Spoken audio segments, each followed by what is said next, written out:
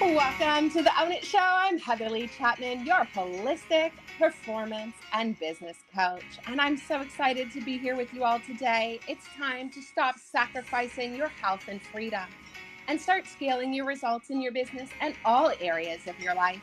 Here at Own It Empire, we help entrepreneurs become high performers and increase their awareness so they can increase their impact and create profitable business online so that you can truly own it. Welcome back to the Own It Show. I'm so grateful for you all to be here, to be catching the episode about how to own your brand's legacy with special guest Tiffany Neuman. So thank you so much for being here on the show today. Thank you so much for having me, Heather. I'm super excited to be here. I'm so grateful for her to be sharing her zone of genius and tips and tricks with you guys so you can leave a legacy that lives on long after you do and really leaves that legacy and impact that you're hoping to. So a little bit more about Tiffany. She is a visionary branding strategist who helps highly motivated women entrepreneurs up-level their businesses. After 15 years in the corporate world working with brands like FedEx, Adidas, and Burt's Bees, she left to establish a revolutionary branding business that stays one step ahead of the trends. Tiffany now works with clients across the globe to help them 10x their sales and shine even brighter in their niches. She's a contributor to Entrepreneur and has been featured in Forbes multiple times as a branding expert. And she's got a free gift for you guys that we'll talk about a little bit later. And then you guys are going to enjoy the show today because we all know as entrepreneurs, we want to build a brand that leaves that legacy. Just as Jim Rohn once said, one of the first books that I ever read on personal development, and he said, you want that to leave your legacy. Have a book that somebody finds 100 years after you've passed away, and you can still change their life. So I'm so excited to talk a little bit more. First, please introduce yourself and share a little bit about your entrepreneur journey. Sure. Well, thank you for the lovely introduction and a little bit about my journey. Gosh, well, I'll try to keep it succinct because there's obviously so much that we could all share, but basically just go like rewinding a while. I have been doing branding even longer than the 15 years that you mentioned in the corporate world. I went to school for it. I was a professor of branding and design. And so I think it's the case for a lot of us entrepreneurs, especially as women. Our lives change, we start to have families. And so what once was my dream job in the corporate world became like my dread of like going to work every day and leaving my daughters. So when I came into the online world, it was so interesting because I was used to being behind the scenes and building these big brands, which I'm great at, but it was really scary to step out into the spotlight myself and position myself as a brand. So I'll be completely transparent and say, like, I felt like a kindergartner, like I was starting, even though I was an expert, I was like, oh my gosh. And you see all these other entrepreneurs and you're like, how are they doing it? How are they getting so far ahead? And so I'm just really grateful for the knowledge and the skills that I had because it was a little rocky at first, all the things that we go through and the mindset things that we go through as entrepreneurs. But once I realized that I could position and brand myself just like, the bigger brands that I'd worked with before and have it be really comfortable where I was really showing up in my essence and being who I was. I didn't have to show up as somebody else. Then everything shifted and I grew really quickly. And that's basically the journey, other than I could go into more like health crises that woke me up and the fact that it's really been a spiritual process, which I think as entrepreneurs, we're called to something bigger than ourselves, which is going back to legacy and impact. But without going into all those details, that's a really short snippet of, leaving corporate, coming into this space, being really scared, and then figuring it all out. I love it. And sometimes we need to be shaken and woken up to truly answer the calling and get out of playing small. And there's always a lesson and blessing in everything. And I'm glad that you harvested the good so that you can scale and support so many entrepreneurs to truly build that legacy brand. Thank you. Yes, it was a blessing looking back. They say looking back, you can connect the dots. I'm like, okay, this was all for a reason. Just in the moment, it wasn't super fun, but I'm grateful for it now. I love that. And so, what would be your piece of advice to the entrepreneurs to not only get on the journey, stay on it, but to also thrive? Yeah, I would say have patience and have grace with yourself. I think so often, like I'm a quick start personality. So once, I'm hesitate for a minute, but once I'm in there, I go, go, go. And I always think that I want to be further ahead. And I think that's really common for entrepreneurs because we have so many ideas. We're usually really driven and we want to serve, we want to make an impact, but it can also serve as a detriment because we, again, with mindset, we start beating ourselves up a little bit and like, why am I not further ahead than other people? And then I have other people that come up to me and be like, how are you so far? Only 5 years in. And so it's really just like our perceptions, right? Like we perceive ourselves to be somewhere else where other people may perceive us to be somewhere completely different. And so my little trick for that is always when you're in that space and you're maybe in that comparison for a moment, you catch yourself, why am I not further ahead? Is to think, okay, but this is where I am now, and look back at what you've already accomplished. Because I still say that to myself and I'm like, wait a second, I've accomplished some really amazing things. Like, it's not so bad. And to slow down, like I'm in this for the long game. Like we're talking about legacy, we're talking about doing this. So do we really need to move that fast? Because we only have so much capacity. So that's the other thing I've really realized recently is like, if I would have gone as fast, a lot of people crash and burn because they go so fast and they don't have the capacity to hold or the capacity for their team, so many things. Yeah. So yeah, there's a lot to that. Yeah, the capacity mentally, physically, spiritually, emotionally, and then also on all aspects of the business. I Mhm. literally just had somebody say to me, okay, if you come in and do this opportunity, you have to be ready to serve like this many people on the back end. And that's when I went, I don't have the capacity for that. Mm, Okay, let me rewrite my structures and SOPs and everything we've got going on, hence the automation that we were yes. talking about before, so that I can scale and have that capacity. And I always like to talk about the art of satisfaction. Um, if you've ever read the book The Power of Now or done the book The Magic, which is a 28-day gratitude practice, or study Abraham Hicks, it talks about the law of satisfaction.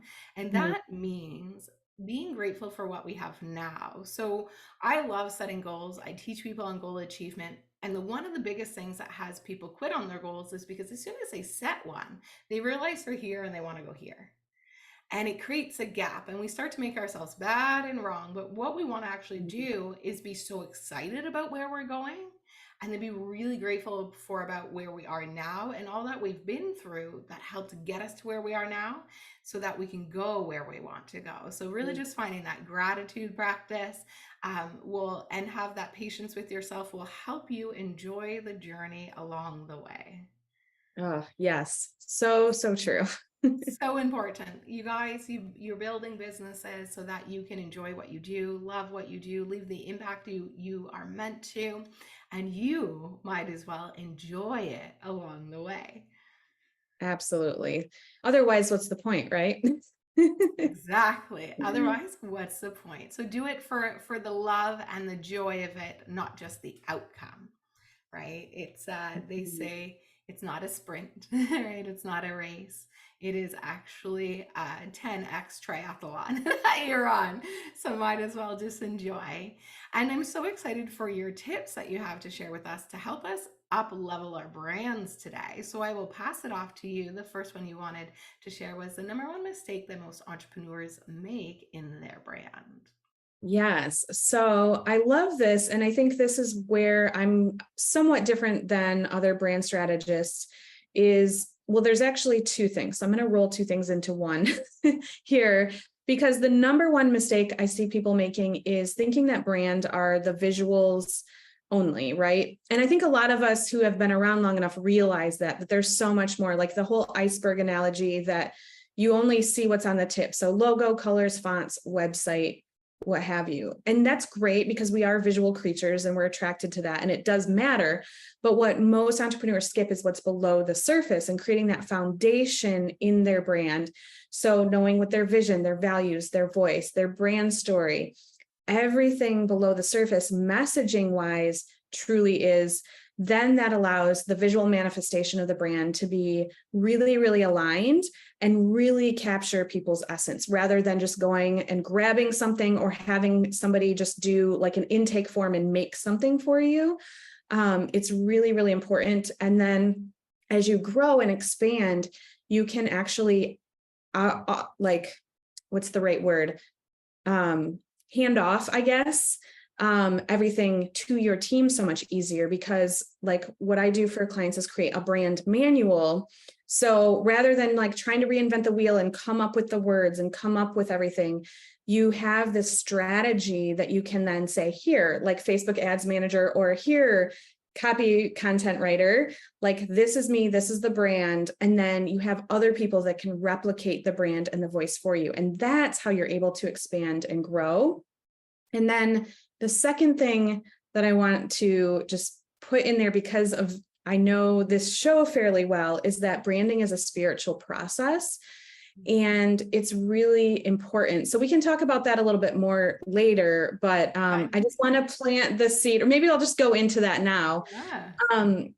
Because a lot of the times too, we're too objective, right? Like I always say, you can't see the label from inside the bottle, and we're constantly second guessing things, and we don't take the time to slow down and do the branding process right. Like just like we were saying, like we want to get to this point and we just build a plane while we're flying it as entrepreneurs. And that's really normal. But I get so many people who are even 3, 5, 10 years in business coming back to me and saying, oh my gosh, like I need to rebrand because either they didn't feel aligned with it or they've evolved, like we all evolve over time. And so what I typically find is that people don't treat it like a spiritual process. They don't go deep enough to really uncover like their core essence. And sometimes we have identity crises, like me leaving corporate. I was like, I don't even know who I am anymore. Like I thought I was this person, but now I'm like embodying this role, and I'm a mom now too. Like it takes time to dig through and uncover all these pieces of ourselves, so then we can really show up as who we are. I love that. And leaving that brand legacy means going deep. When we created Own It Empire, I was thinking legacy. So I used to run Heather Lee coaching, and my name is Heather Lee, full middle name. And with that, when I had it originally, which I still love, is amazing. And when I started thinking long term about all the companies that I wanted to have under the umbrella, it wasn't just going to be me. And that's when we launched online and we built the new brand of OI. So Own It Empire, because there's so many different things could fall under it. And that's the legacy that I want to leave. So a company that helps people build a legacy of love and a positive impact and a financial wall of freedom around themselves and their families for centuries to come, and creating peace and heaven on earth for the highest good of all. So having that long-term vision when you kick your company off is amazing. And I do get it is a spiritual process, and it's an evolution process. So just know that as you grow, you might change and the business might evolve with you. Just know that it is a fluid thing, just as we are fluid in energy. So as you evolve, your business may evolve as well. And if you sit the first time and think long term and go deeper about the legacy you're looking to build, then that can be a company that you can build into and grow with. Yes. I love that you brought that up, because that's exactly what I actually say when I meet with clients. Is we look at the vision first and where do you want that to be, and then reverse engineer it so people can evolve and grow into it, because otherwise you will find yourself rebranding like every 2 or 3 years because it's just part of the process, is you're going to evolve. But if you do it right, then you don't have to do that anymore. You might make some tweaks. Like I've definitely had clients who've like done some pivots, and then we do like slight modifications to the brand, but the main core essence doesn't have to change, which saves time, money, energy, all the things. All the things, and not having to relaunch and rebuild that market again. And Totally. so let's just talk about Apple for a second. So we all know about the Apple brand. Even if you don't have an Apple phone, you know what Apple is.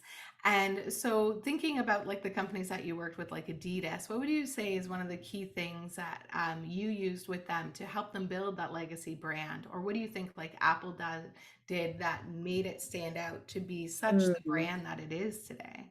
Oh, such a good question. Well, I think there's a few things. So Apple specifically, one thing that Steve Jobs said was simplicity is the ultimate form of sophistication. So that's what I think their brilliance comes from, because they dialed it in. Like, it is so simple, but it's so clean. It's so user friendly. It's just a beautiful brand. Like, even if you're, like you said, you're not an Apple lover product user, you have to admit their brand is sexy, right? And they're amazing at launches, and they've created like a raving fan base. So there's people who are in line for those iPhones at like 4 o'clock in the morning on release day or whatever. I wasn't one of them, but that like can't wait to get their hands on it. So all of those things together, like the connection, the community, the simplicity, was just like magical. And then with companies like Adidas and like Burt's Bees and other companies that I worked with, a lot of it really goes back to consistency. So obviously, I wish I could say I created those brands. I did not, but I was in charge of like new product launches and, you know, extending the brand and maintaining the brand and things like that. And so the main thing to think about there is consistency.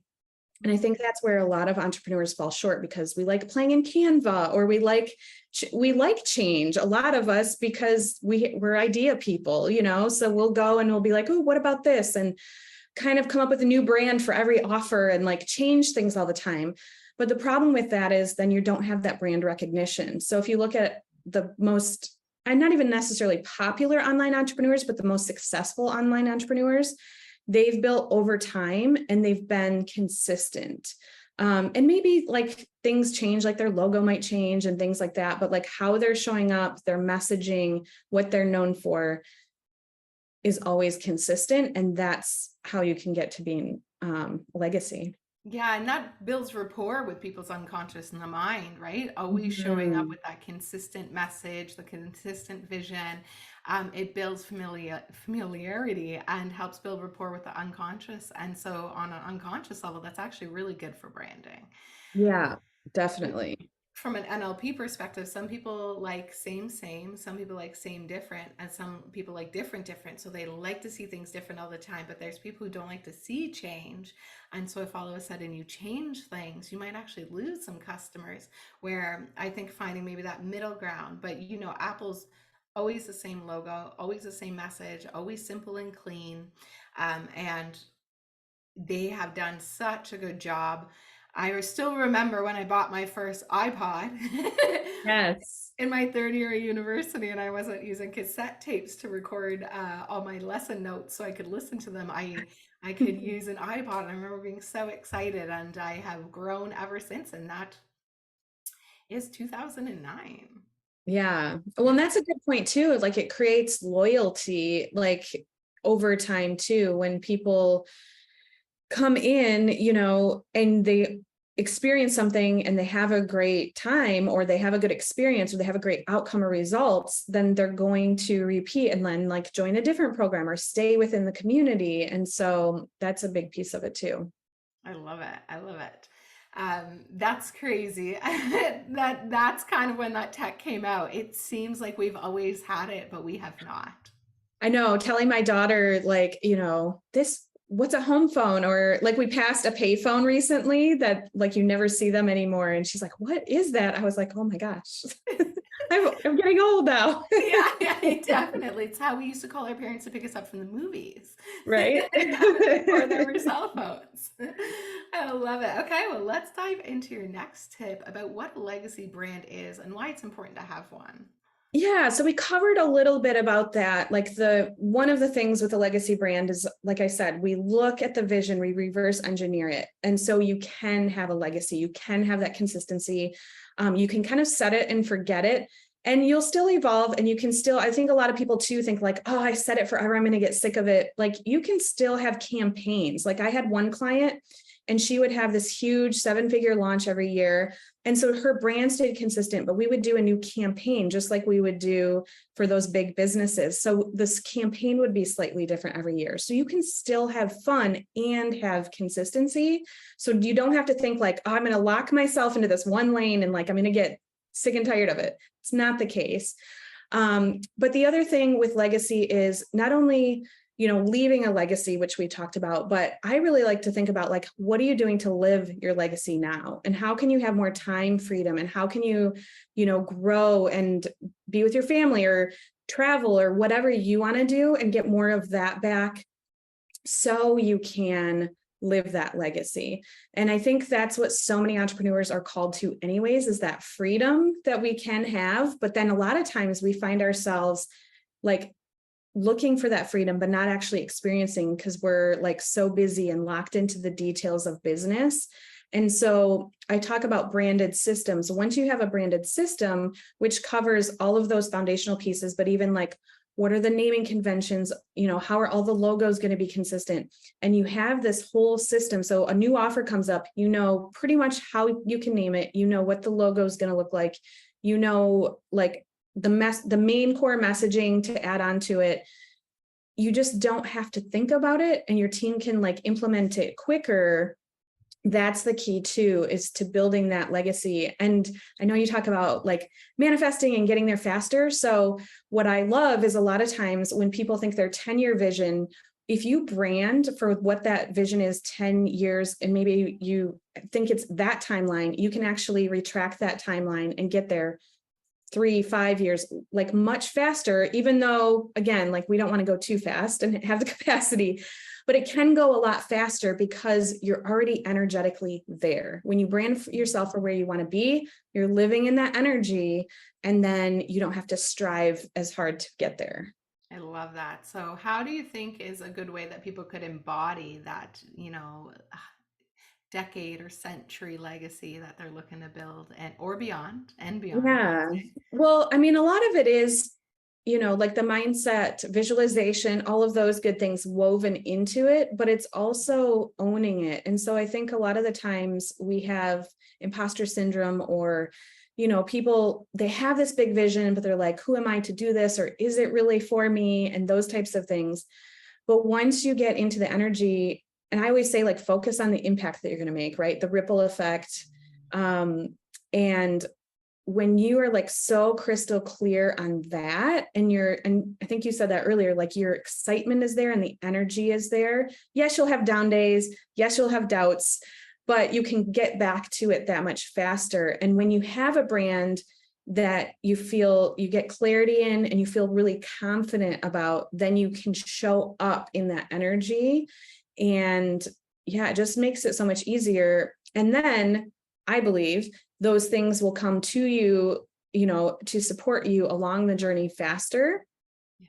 And then it's just going to keep evolving and keep growing, and other people will be excited about your mission and join that. And that's really like Apple, having that community around you, like just growing it on your own isn't going to leave a legacy. Like it's really about connection and community if you think about it in the end. I love that. And building a legacy it means having clarity. It means having a long-term vision. And clarity, I like to say, breeds quantum leaps. It's our first lesson in our business boost workshop. It's clarity breeds quantum leaps. Because when you know what you want and you make the decision that it's happening, that's the key. It's not like, I think I might. It's like, I know I am. And I've burned the boats.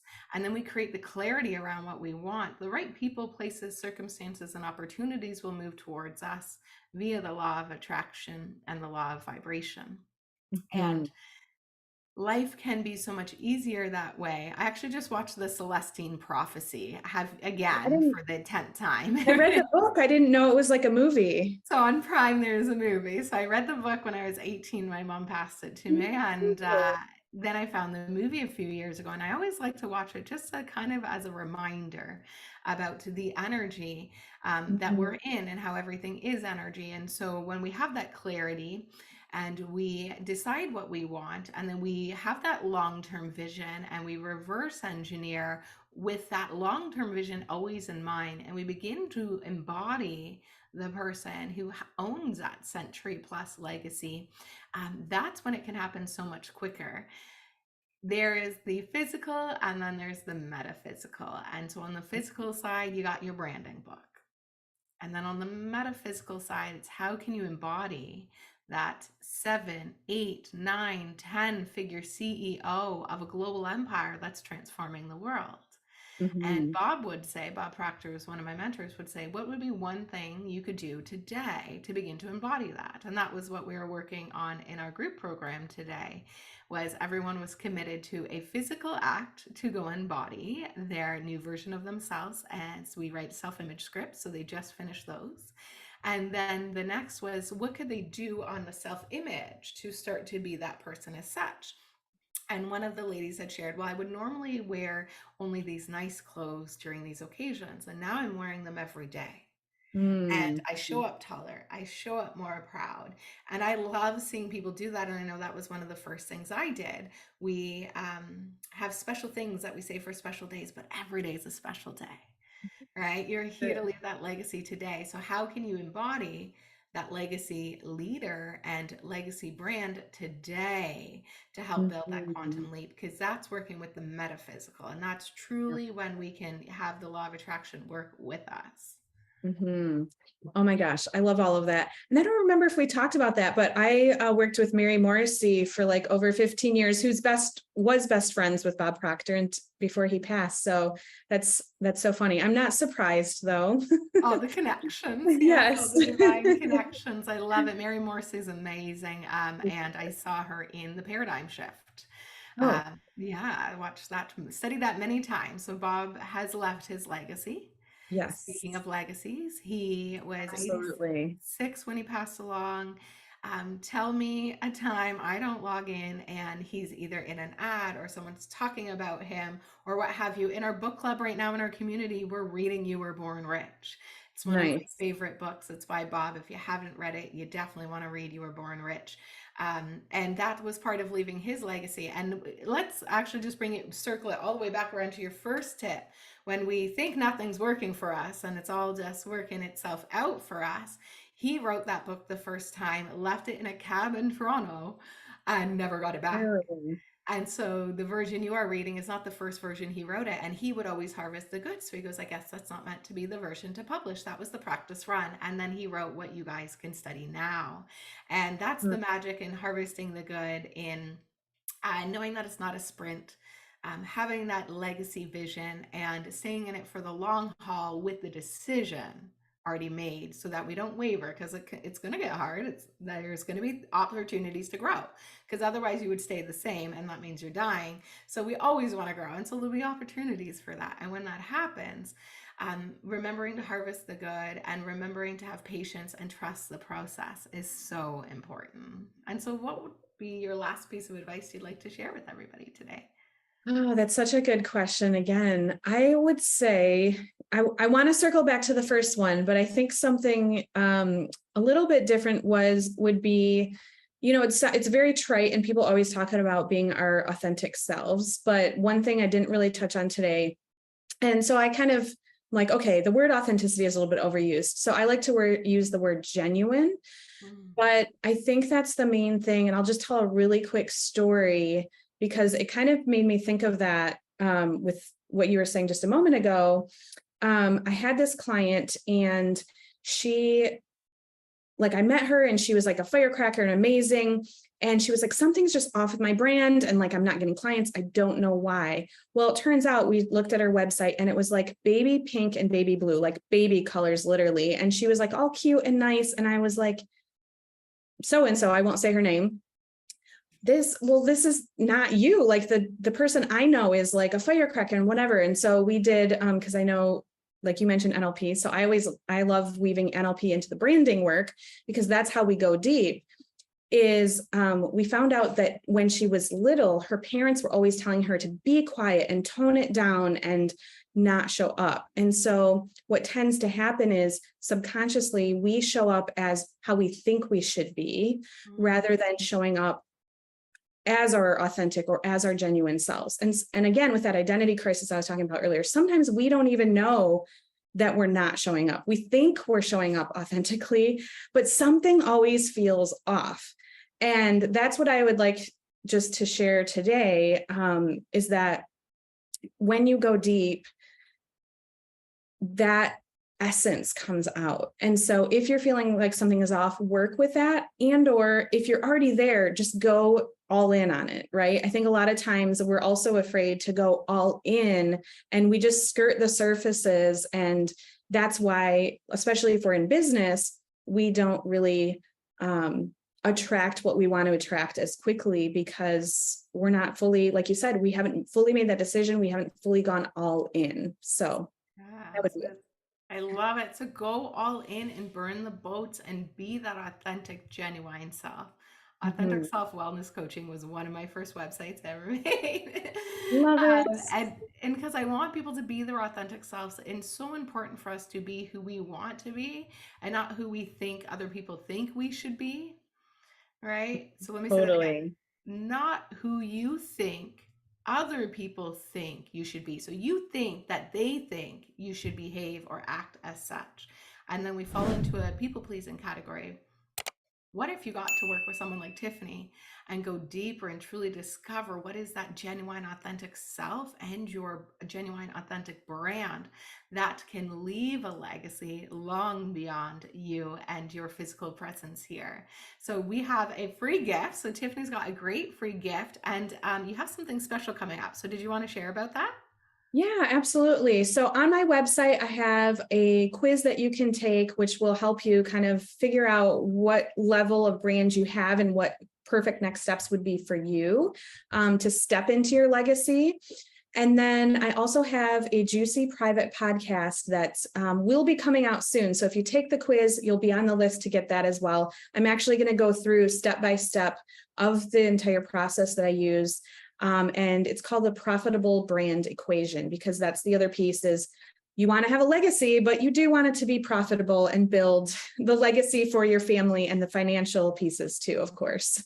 I love that. That's one of the things I just finished for the second time, going through Profit First. Oh, I love Profit First. And if that's something you can take away, guys, is to build a profitable brand that's leaving a legacy so that you can live the life on your own terms for you and your family, which is, I'm sure, truly one of the reasons why you started to build the business, and then leave that legacy and impact that you know you're meant to. So make sure you click on that. It's yourlegacybrand.com/quiz.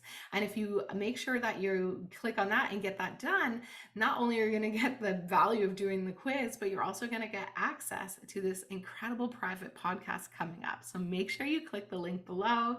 And thank you so much, Tiffany, for your knowledge, your energy, and your wisdom today. It's been an absolute pleasure. And thank you so much for being on the show. Absolutely. Thank you so much for having me. It's my pleasure. So remember, everybody, stay happy, healthy, wealthy. Expect magic and miracles. And what is the best that can happen? We'll see you on the next episode. Thank you. Thank you so much for tuning into the Own It Show today. Make sure to leave a review and subscribe.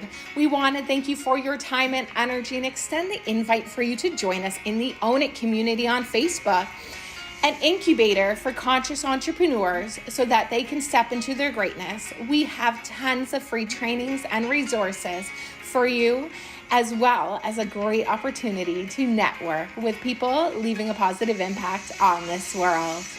Make sure to come back for next week's show. Have an incredible day. Remember, expect magic and miracles. Stay happy, healthy, and wealthy.